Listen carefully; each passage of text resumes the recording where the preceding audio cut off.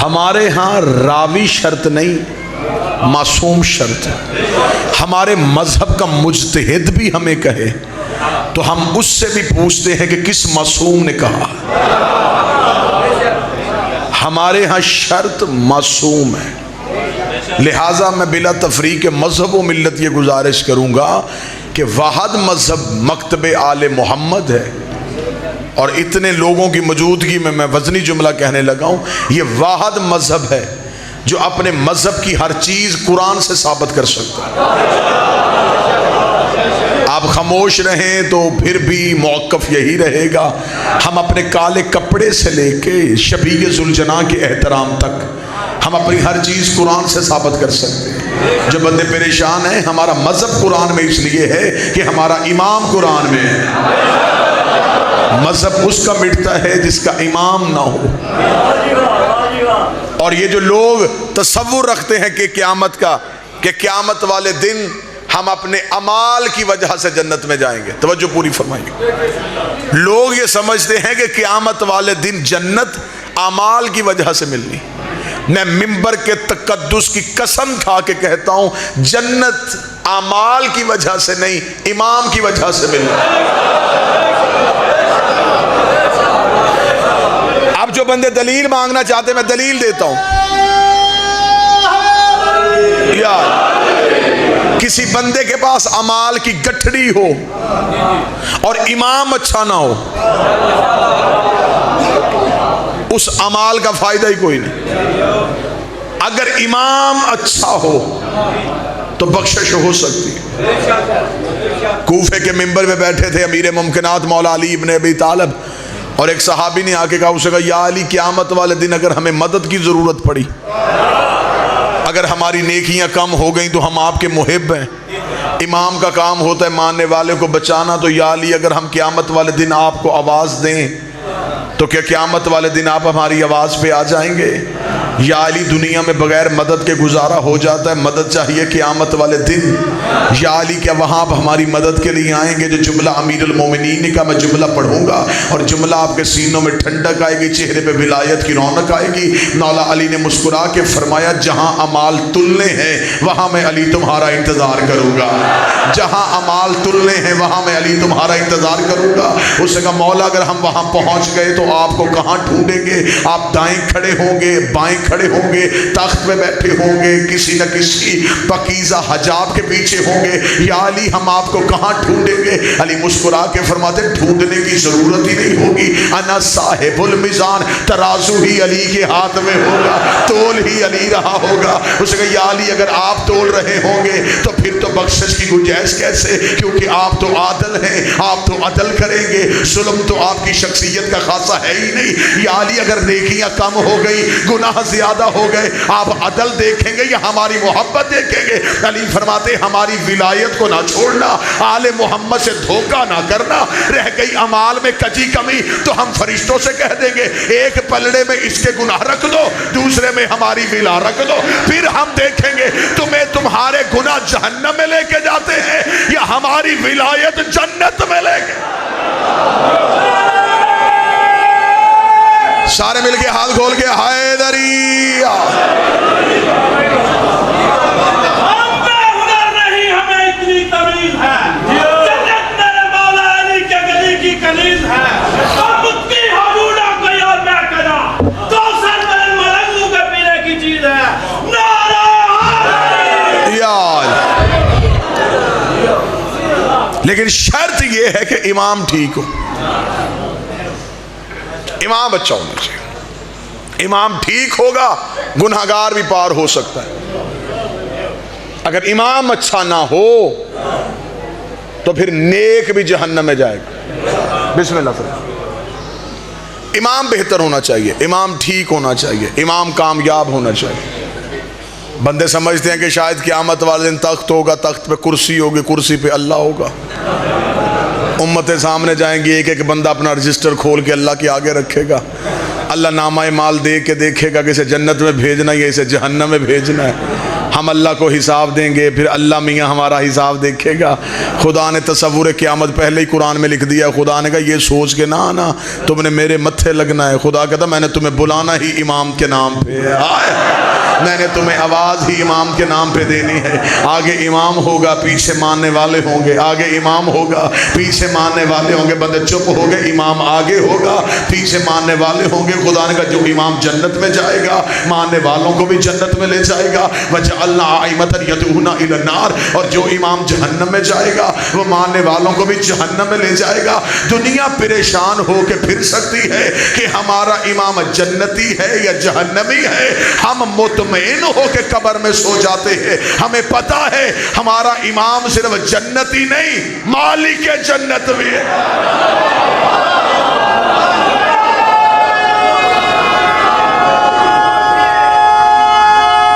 सारे मिल गए हैदरी। क़यामत वाले दिन फैसला होगा इमाम की वजह से। ले इतने पढ़े लिखे अहले इल्म जिम्मेदार चेहरों के सामने मैंने मिंबर से दावा किया कि इमाम अच्छा हो तो गुनहगार पार हो सकते हैं, और अगर इमाम बुरा हो तो तहज्जुद गुजार भी जहन्नम में जाएंगे। ये मेरा दावा है। और अच्छा वकील वो होता है जिसके पास दावे की दलील अच्छी हो। ठीक है, दावा मैंने मिंबर पे किया, अब मैं मजमे के सामने दलील पढ़ता हूं कि मेरे पास दलील क्या है। इजाजत है ना सर? इमाम दावा फिर सुन लीजिएगा, इमाम अच्छा हो तो गुनहगार जन्नत में जा सकते हैं, लेकिन अगर इमाम ही अच्छा ना हो फिर अमाल की गठरी खुलेगी नहीं, क्योंकि फैसला है इमाम की वजह से।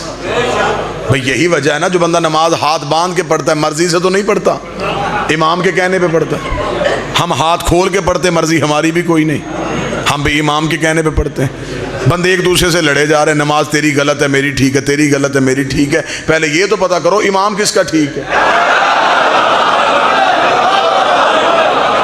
फैसला तो इमाम की वजह से होना। ने दावा किया, अब दावे पे दलील देता हूँ। अल्लाह के कुरान से पूछते हैं मेरे मालिक तू हमें बता कि अच्छे इमाम के मानने वालों का अंजाम कैसा होता है और बुरे इमाम के मानने वालों का अंजाम क्या होता है। अल्लाह ने कुरान में एक वाक़या लिखा, वो वाक़या है हज़रत मूसा नबी का।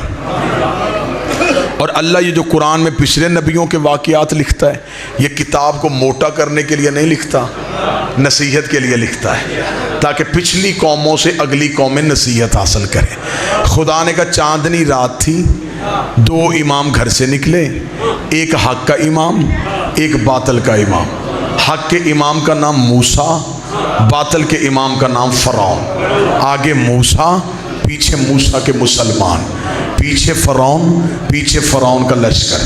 फ़िरौन आ रहा था मूसा के मानने वालों को कत्ल करने, मूसा अपने मानने वालों को बचा के भाग रहा था। कुरान कहता सामने आ गया दरियाए नील, दरिया का आना था, मूसा के मानने वाले डर गए। उन्होंने डर के हज़रत मूसा से कहा मूसा अब बता कहाँ जाएं, दरिया में गिरें या तलवार से मरें। आगे जाएं तो दरिया में गिरते हैं, पीछे जाएं तो फ़िरौन से मरते हैं। तू हमारा इमाम है, अब तू हमें बता हमें गिर के मरना है या तलवार से मरना है। कितने अच्छे मानने वाले थे, उन्होंने मुश्किल में मूसा को बुलाया, इमाम को बुलाया। खुदा ने का असूल भी यही होता है, मुश्किल में इमाम ही को बुलाया जाता है। उन्होंने मूसा को बुलाया, मूसा ने मुंह आसमान की तरफ किया। मूसा ने कहा मेरे अल्लाह मुट्ठी भर बंदे मैंने मुसलमान किए हैं, फ़िरौन पीछे आ गया, ये ज़िंदगी बचाना चाहते हैं, वो इन्हें मारना चाहता है। मेरे मालिक ये सच्चे इमाम के पीछे आया, बता क्या करना चाहिए। कुरान कहता कि हमने मूसा पे वही की कि अपने असा को दरिया पे मार। मूसा ने असा को दरिया पे मारा, कुरान कहता लहरें फट गई, मूसा के लिए रास्ता बन गया। रास्ते का बनना था, मूसा के पीछे 12 कबीलों के लोग थे, 12 कौमों के लोग थे। वो आपस में एक दूसरे से झगड़ने लगे।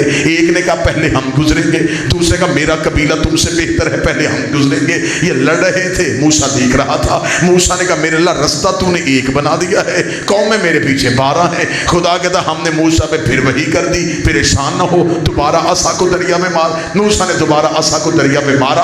कुरान कहता रस्ते बन गए 12, रस्ते रस्ते बन गए 12, रस्ते बन गए 12। अब चुप रहे या बोल पड़े, ना 3 न 13, रस्ते बने 12, क्योंकि हदायत के रस्ते होते ही 12 है, नजात के रस्ते होते ही 12। पहला नतीजा आपकी समातों को हदिया करने लगा हूं। इसका मतलब कि एक मासूम में इतनी ताकत है, एक इमाम में इतनी ताकत है कि वो 12 कौमें पार करवा सकता है। 12 इमामों में इतनी ताकत नहीं कि वो एक कौम को पार करवा।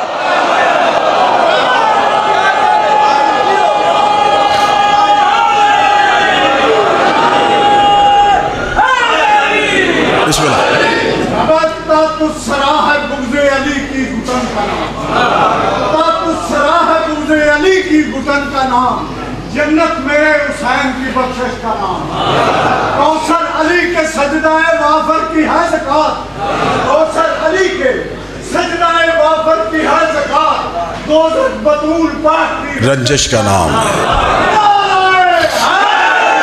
यार ज़रूरत इमाम पे गुफ्तगू हो रही है, अहमियत इमाम पे। एक इमाम ने 12 कौमें पार करवा दी। तो जो पूरी रखिएगा, क्यों पार गई? इमाम अच्छा था। मूसा के सारे बच गए इमाम की वजह से, फरौन के सारे मर गए इमाम की वजह से। और कुरान कहता है जब हजरत मूसा दरिया में अपने मानने वालों को लेके उतरे तो मूसा के मानने वाले जब बिल्कुल वस्त में पहुंचे ना, दरमियान में, तो उन्होंने पीछे मुड़ के देखा कि फरौन भी उसी रास्ते से आ रहा है। उन्होंने कहा हद हो गई मूसा, मौजज़ा तो हमारे लिए था, रास्ता हमारे लिए बनना चाहिए था। अल्लाह को चाहिए फरौन को रोके, ये इस रास्ते से क्यों आ रहा है? अब ये जुमला मूसा ने कहा वो भी कुरान में, जो जवाब अल्लाह ने दिया वो भी है। मूसा ने कहा मेरे अल्लाह इसे तो मार, हमें बचाया है तो इसे अब ये इस रास्ते से क्यों आ रहा है? आवाज आई मूसा तू अपने बचा, मैंने सिर्फ फरौन नहीं मारना। नहीं कहाँ चला गया वो मजमा जो सुन रहा था? मैंने सिर्फ फरौन नहीं मारना, मैंने आखिरी फरौनी भी मारना है। मैंने सिर्फ झूठा इमाम नहीं मारना, मैंने आखिरी मानने वाला भी मारना है। तू अपने बचा, इन्हें जरा दरिया के अंदर आने दे। कुरान अभी मिंबर पे लेके आओ। कुरान कहता मूसा का आखिरी दरिया से कदम निकाल रहा था, फरौन का आखिरी दरिया पे कदम रख रहा था। अल्लाह कहता उस दिन मैंने इजराइल को ये नहीं कहा था इसे मारना है इसे बचाना है, इसे मारना है इसे बचाना है। खुदा कहता मैंने नील की लहरों पे वही कर दी थी। मूसा वालों को छेड़ना नहीं है, फरौन वालों को छोड़ना नहीं है। अगर वही पानी पे हो सकती है तो वही जहन्नम की आग में भी होगी। क़यामत वाले दिन अल्लाह दोज़ख से कहेगा अली वालों को छेड़ना नहीं, अली के दुश्मन को छोड़ना। सारे मिलके हाथ उठा के हैदरिया। तो जो पूरी साहब सोचो से काम वक़्त। अगला नतीजा आपकी समातों को मिंबर सैयदादे के हवाले। मूसा वाले सारे पार, क्यों? इमाम। फरौन वाले सारे घर, क्यों? मूसा के सारे बच गए। जब हजरत मूसा दरिया से पार आए तो हजरत मूसा ने अपने बंदे गिनने शुरू किए। को जो लेके आया था बंदे पूरे ही हैं, कोई बंदा गया तो नहीं गया। हजरत मूसा बंदे गिन रहे थे, वो हज़ारों में तो थे ही नहीं, सैकड़ों में थे। हजरत मूसा ने बंदे गिने तो बंदे मुकम्मल। तो एक ऐसा है जो अपना मुंह छुपा रहा है। मूसा की नज़र उस पर पड़ी कि ये क्यों छुपा रहा है। तफसीर कुरान कहती है कि मूसा ने उसे बुलाया, जब वो सामने आया तो वो सामरी जादूगर था। ये कौन सामरी जादूगर था? ये घर से फरौन के पीछे चला था। हजरत मूसा का कलमा भी नहीं पड़ा, घर से फरौन के पीछे आया था, पार आ गया। और ये वही बदबख्त है जो अपना जादू दिखा के फरौन को सजदा करवाता था। फरौन जादूगर नहीं था, जादूगर सामरी था। अब तफसीलात का वक्त नहीं, वरना इसकी पूरी हिस्ट्री सुनाता। जादू ये करता था, सजदा फरौन को करवाता था। यानी कि जिसने फरौन को खुदा बनाया वो पार आ गया और खुदा मर गया। खुदा मर गया, खुदा बनाने वाला पार आ गया। हजरत मूसा बड़े परेशान हुए। हजरत मूसा ने कहा सामरी तू पार कैसे आ गया? जो जवाब सामरी ने दिया ना जी, आज की मेरी इस गुफ्तगू का निचोड़ है। क्या कमाल जुमला सामरी ने कहा जो हमारे लिए नसीहत बन गया। मूसा ने कहा तू पार कैसे आ गया? उसने हाथ जोड़ के कहा मूसा मैंने आखिरी वक्त में इमाम तब्दील कर लिया था। हाय हाय हाय हाय हाय हाय, आखिरी वक्त में आके मैंने इमाम तब्दील कर लिया था। जब मैंने ये आयत पढ़ी तब से मुझे पता चला कि हुर का मुकद्दर कैसे पलटा था। ऐन आखिरी वक्त में आके उसने कहा मैंने इमाम तब्दील कर लिया, मैंने फरौन पे की लानत, मैं आ गया तेरे पीछे। और मूसा मैंने दरिया में रास्ता बनने से पहले तेरे पीछे आ गया था, क्योंकि मोजज़े के बाद आता तो इसे कोई फायदा नहीं होना था। देख के आया तो क्या आया? इसे कहा मैं पहले ही आ गया था। मूसा ने कहा अभी रास्ता नहीं बना तो तू क्यों आ गया? उसने कहा मैं इसलिए आ गया कि मेरे जहन में एक दलील आई, उस दलील ने मेरा इमाम तब्दील कर लिया। मूसा ने कहा वो दलील क्या थी? उसने कहा वो दलील ये थी कि जब तू दरिया की तरफ दौड़ रहा था ना, तो मैंने सोचा कि मूसा को नजर नहीं आ रहा कि सामने दरिया है, खाई नाली तो है ही नहीं, दरिया सामने है और मूसा दरिया की जानिब भागता जा रहा है। इसे पता नहीं चल रहा कि सामने दरिया मुड़ जाए, ये दरिया की तरफ क्यों जा रहा है? तेरा इत्मीनान मुझे बता रहा था कि तेरे साथ कोई है, किसी ताकत ने तुझे सहारा दिया हुआ, लिहाजा मैंने कहा कि जो ताकत इसके साथ है ना वो हक है। मैंने उसे छोड़ा, मैं तेरे पीछे आ गया और मैं बच गया। था गुनाहगार, बचा क्यों? बोले तो सही सरकार, इमाम अच्छा था। और फिर इसने काम क्या किया? सामरी जादूगर, ये वही सामरी है हजरत मूसा 40 दिन के लिए कोहे तूर पे गए, और इसी सामरी ने मूसा के उम्मतियों से बछड़े को सजदा करवा दिया। अच्छा, ये शुरू से आदत है, जिन्हें कल बचाओ वही फिर मुकाबले पे आ जाते हैं। इसलिए मौला अमीर अल मोमिनीन ने फरमाया था जिस पे एहसान करो उसके शर से बचो। बचाया हजरत मूसा ने। हजरत मूसा 40 दिन के लिए कोहे तूर पे गए, मूसा थे कोई नहीं, इसने एक बछड़ा बनाया, बछड़ा बना के उसे इशारा करता था, वो बोलता था। मौजू पसंद है या नहीं पसंद है? मैं आखिरी नतीजा, बिल्कुल आखिरी नतीजा दे रहा हूँ। ये बछड़ा इसके कहने पे बोलता था। हजरत मूसा 40 दिन के लिए गए, पीछे से इसने बछड़े को बुलवा लिया और कौम से कहा कि मूसा का अल्लाह ना नजर आता है ना बोलता है, ये नजर भी आता है ये बोलता भी है। नबी ज़ाहरी तौर पे थे नहीं, इसने अपना काम दिखा दिया। ये अक्सर ऐसा होता है कि जब हुज्जत मौजूद ना हो, चले कोई समझ रहा है तो मैं उसे दाद दे देता हूँ। अब 2018 चल रहा है, खतीब हर बात मिंबर पे नहीं कह सकता, कोई मेहरबानी आप ही किया करें। आप कभी उस क्लास रूम में जाए ना जहाँ पता हो क्लास के बैठने वाले स्टूडेंट्स को कि आज टीचर ने नहीं आना,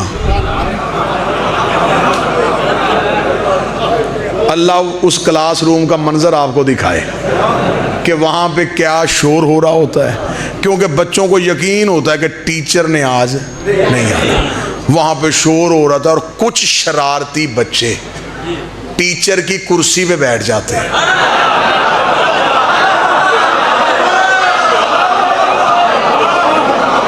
अब ये मेहरबानी, ये आपकी मेहरबानी है, बस यूं मेहरबानी किया करें तो पर्चे कम हो, बस मजबूर ना किया करें बातें खोल के बयान करने को। कुछ शरारती टीचर की कुर्सी पे बैठ जाते और सिर्फ फिर बैठते नहीं, बाबा जी वो टीचर बनने की कोशिश करते हैं। वो दूसरे बच्चों को कहते हैं कि हमें टीचर कहो। अब उन्हें पता होता है कि ये शरारती भी हैं, बच्चे उन्हें वक्ती तौर पे टीचर कहते हैं। फिर उनकी हालत उस वक्त पता चलती है जब बाहर से कोई कहता है कि टीचर आ गया।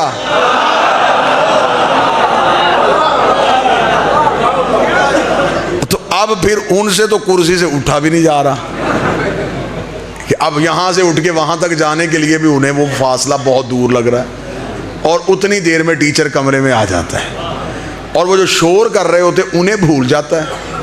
वो जो कुर्सी पे बैठा होता है ना, वो सीधा उसके पास आता है, कान से पकड़ के उठाता है, उठा कर, अच्छा तो तू मेरी जगह पे बैठा था, अब तू मेरी जगह पे बैठा था ना, अब ये पकड़ पेंसिल, अब टीचर वाला काम करके दिखा,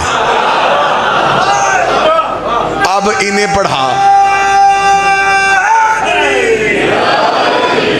अब तू वो काम कर जो मैं करता हूं, मेरी जगह पे जो बैठा था ना, अब कर।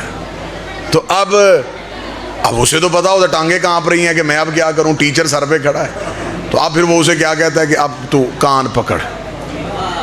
फिर कोई शरीफ आके कहता कि चलें सर जी माफ़ करें, गलती से बैठ गया था, आइंदा नहीं बैठता। क्लास ख़त्म होने के बाद वो शरारती सीधा उसी के पास जाता है, जाके कहता अगर आज तू ना होता